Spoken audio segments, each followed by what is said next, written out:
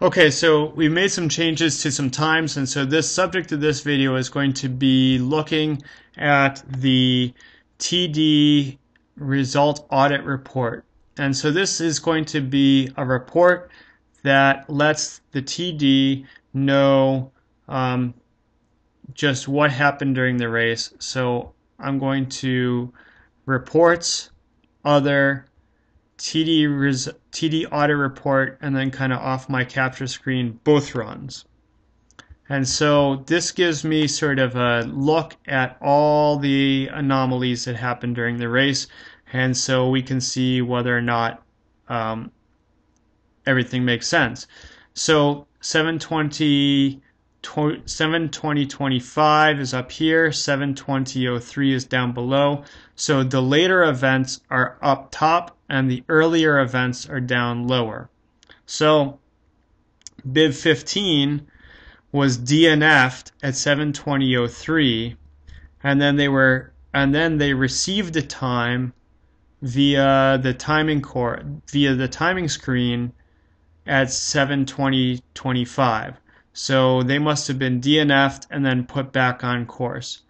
17 received a time at 50.07 at 21:40, and then later they were DNF'd. About 2 minutes later they were DNF'd. So they received a time and then they were DNF'd. Then down here, bib 23 was given a time of 6:28 and then given a time of 28:36. So that must have been a false start and put her back on course, and she finished. Ariana Ford, same deal, received a time of 15:81 and then was put back on course and received a time of 32:35, all from the timing screen. So can we explain those? If we can explain those and they all make sense, then we have no timing anomalies. If there is something that you go, wait a second, that's not right, then you need to look into that a little bit closer. And then bibs with this as their only entry, so then 1, 2, 3, all of these numbers here, they just have a single start and a single finish and no other issues. So they probably just had really Joe Vanilla runs. Now let's look into some different ones down here. So working backwards up top. So bib 18 got a time, and then bib 18 was assigned as DNF. And then we later went through and we took bib 18 and we assigned her a time of 28:30 via time of day fix.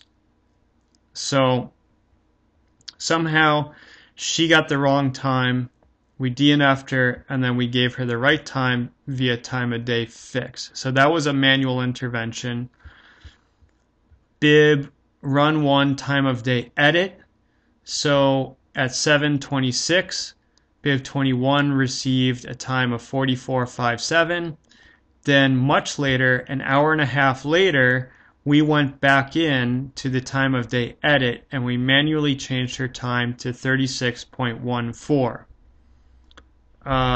Then 8, 19, and 20 have no audit entries, so they probably are did not starts.